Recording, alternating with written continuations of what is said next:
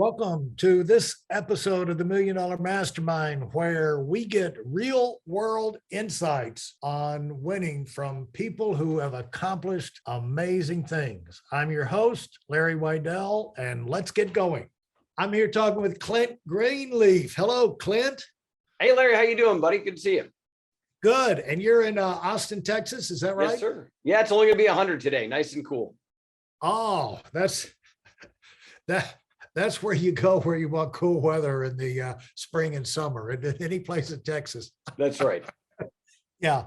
And so congratulations on the success of all your Greenleaf companies. I guess, did it start with the publishing? It did. Yes. That was the first one that I launched. Started Greenleaf Book Group in 97 and then sold that in 2011. Oh, you did? Yep. Now, how much success did you have with the publishing? You know, I think you have 30 New York Times, Wall Street Journal bestsellers. We did, yeah. How did you start? You're not one of the, you're not in the publishing capital of the world down there in Austin, you're not New York City, and you started a publishing company and you did it big. So talk about that. Sure. So I had been a Marine in college and got hurt my junior year. Couldn't get commission because my shoulder was busted up. So I took the obvious next choice and went into accounting. I hated pretty much every second of it, but I figured I'd apply to the big six firms. At the time, there were only 6 of them. And my friends all kind of laughed because they were like, you're not very bright. You don't really go to class very much. You trade stocks on the internet, whatever that is. This is the mid 90s.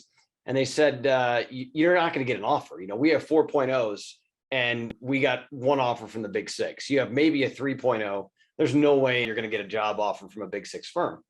Yeah. And I went to the interviews and I got 6 offers and they all laughed and said, what did you possibly do? And I said, everything the Marines taught me to do. I tied my tie properly.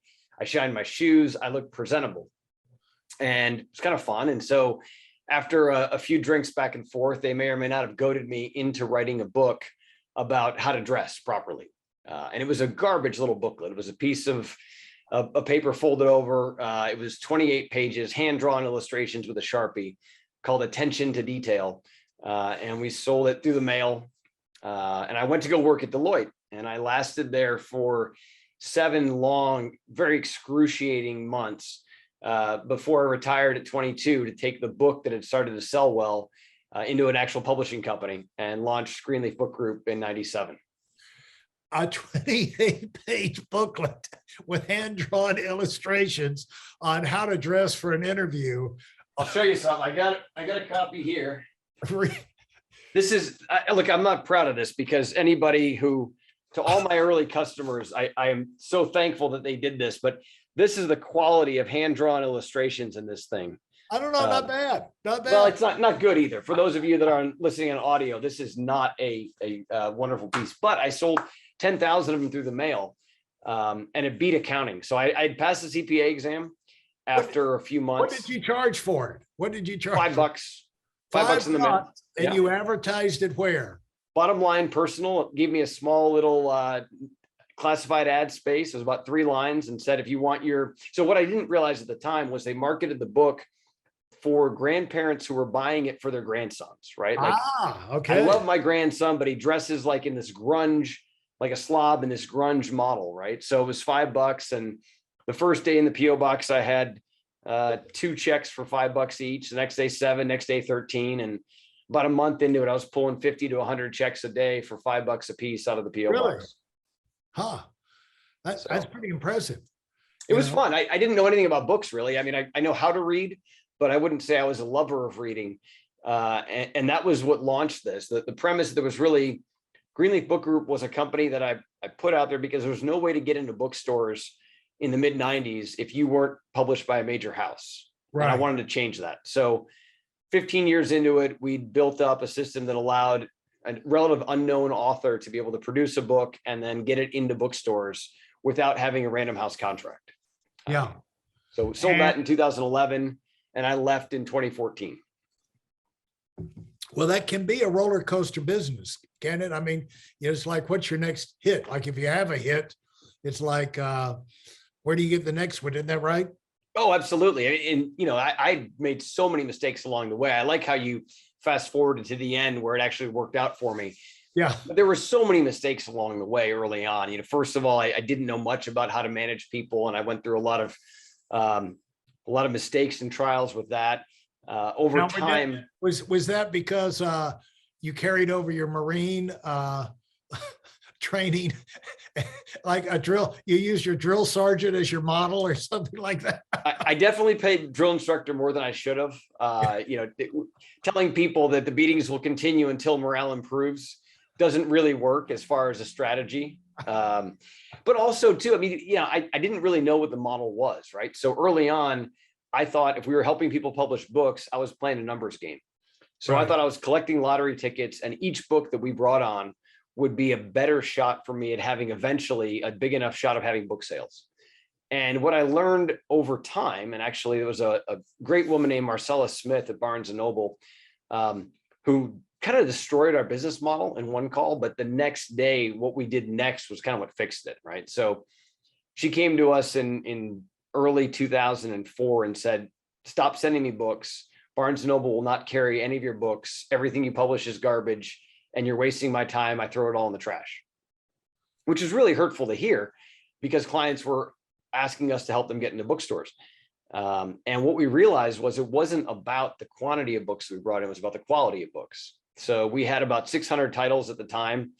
We had to cull our list by about 90%, removed a lot of the books that weren't selling well.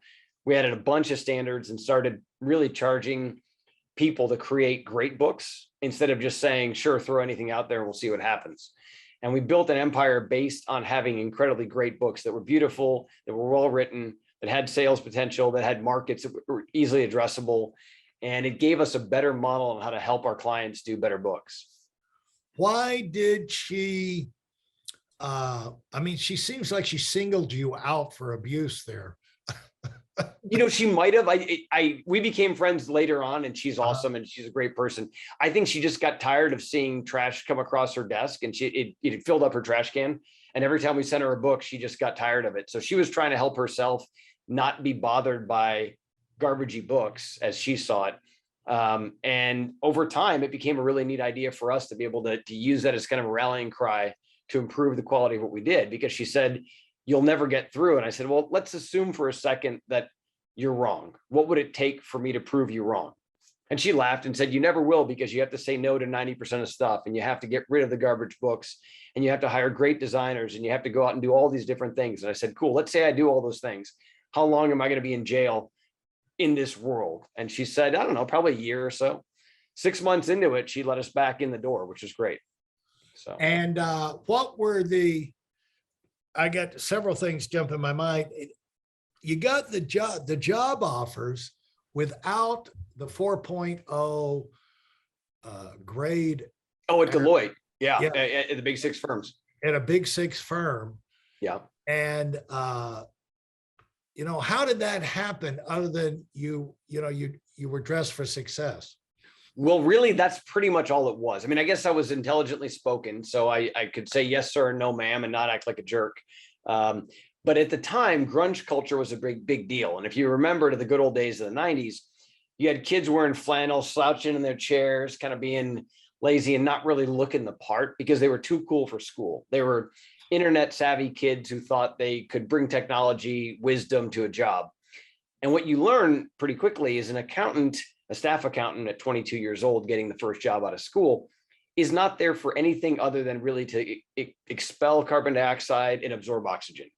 So they want to be able to have you in the room and not look like an idiot when the CFO walks into the room. Your job is to shut up and listen and be respectful. So if you look like you're slouching, if you look like you're too good for school, if you're not willing to pay attention and engage with people, it doesn't work. And I think I was just intelligent enough that I could, fog a mirror, and they let me in for that. But the fact that I was presentable, that really mattered back in those days. Well, we could spend a second talking about the fact that what causes people to do well coming out of school, really in any job environment is, can people get, can they stand you? And, you know what I'm saying? Are you somebody that they would like in there? Because, when you come into an office, you bring a presence, everybody's got a vibe. Everybody's got an attitude. And we just recently, in the last couple of years, had to make a change in our senior staff because we had somebody we tried for 2 years to accommodate because they were so good. They were like a robot, like the perfect robot, but they were just miserable. I don't know, personal life, what it was, but I mean, we tried this, got a staff, gave it pay raise, gave it titles, changed this, changed that, and gave them more responsibility, let them, all those kind of things, still miserable. And I said, finally, we said, fantastic, strangest thing experience, phone call of my life, but you're great. You got to go because you're miserable and you bring that misery, and it just, we breathe the air, it pollutes the staff, Yep. And it's the hardest thing to do, right? Because, a bad performer who's toxic is super easy, right? You kick them out, they're terrible, no trouble whatsoever. Yeah. The hard ones are the ones who are either incredibly awesome human beings and can't perform and they have to go, or the people who are incredibly great performers, but are total jerks. And the problem is, if you don't have both, you can't make it work, right? So I'll tell you, I remember I stayed at Deloitte for 7 months. I passed the CPA exam and retired. I'm not saying they would have kept me for an 8th month, but luckily it was my choice to step down. I think at a certain point, I'm not sure I was cut out to be a CPA. There's a lot of accountants who look at me and say, he's not one of us. I'm not sure that guy really fits. But yeah, you have to have both sides of it. And so the toughest fires I've ever had have been that moment where you're like, wow, this salesperson's amazing, but everyone in operations hates them. And I'm either going to sacrifice my credibility as a leader and the morale in the office for someone who can sell, or I'm going to have to let them go and figure out a better sales option. Or give them get another office on the other side of town with their own secretary. Hey, maybe COVID's good for that. Isolate them. Yeah. Just put them in quarantine in their house. Yeah. The thing is also about the grade issue is that one of the greatest gifts I had in my life, Clint, was when I went to Georgia Tech. I met first week, I met 2 graduating 5th year seniors, which should have told you something, but they both told me separately, let me tell you a secret. They said, don't worry about your grades. I said, I said, what? Because I'm naive coming out of grades or everything. You worship at the altar of grades. And they said, look, I said, what about when you try and get your job? You go out for the job interview. And they both said this. They said, nobody's ever going to ask you what your grade point average is. And unless you're going to be a research scientist, and you're too dumb for that, Not an issue. Yeah, no risk factors there. Yeah, no risk factor there. So they said, that's not what they're looking for. Yeah. And, so I said, to both of them, I said, thank you very much. The most valuable gift I've received in my life. So when also that was reinforced because I would know graduating seniors who would go through the job offer process, engineering jobs from out of Georgia Tech, and talk to them later. And they, the ones who had the 4.0, and they said, I killed myself to get a 4.0, and I get the great job. I go in and I got a job that a actual adult monkey could learn how to do with a week of training or something like that. Yeah. Well, I remember I did an internship at the Cleveland Clinic. I grew up in Cleveland, Ohio, and I did an internship there, and I thought I wanted to be a doctor. And I met a guy who probably was not the Chamber of Commerce member of the medical staff, but he said something about, why do you want to be a doctor? And I said, I think it'd be nice to help people. And he looked at me square in the eyes and did everything short of grab my collar and, yell at me. But he said, if you want to remember your 20s, do not become a doctor. and he looked like death warmed over because he'd been up for 3 or 4 days in a row. And I remember thinking like, I'm only 14 right now or 15 right now, but that seems like an important time in my life. 20s are probably pretty good for me. So I'm going to go ahead and heed this advice. In 96, when I got hurt, I remember the Navy captain who was talking to me said, look, you can't be a Marine. Your shoulder's busted up. You can go in the Navy if you want to, but the military is obsolete. We're never going to fight a war again. It's 1996. I remember thinking like, well, heck, I can go be a civilian, and that beats being in the Navy, like any good Marine, obviously. So it was an easy choice for me to jump into civilian life then too. But I will tell you that I did not suffer from the need to get a 4.0 at any point in my college career. Well, nor could I have if I wanted to, by the way. Right. Well, if you could have stuck it out at Deloitte for a little longer, you might have found yourself to be perfect partner material, because those suckers never work. They just go schmooze for new clients. You know what I'm saying? And so they graduate to salesmen selling their firm to the new, so they're in the golf course, they're in the lunches. And that was the sales pitch, by the way. Yeah. Spend 12 years of your life working your butt off to become a partner. And I thought, I don't want to wait that long. Like if I retire now, I'm 22, I'll be a CEO today, right? So I'm going to do that and start right now. And I got to jump into sales immediately.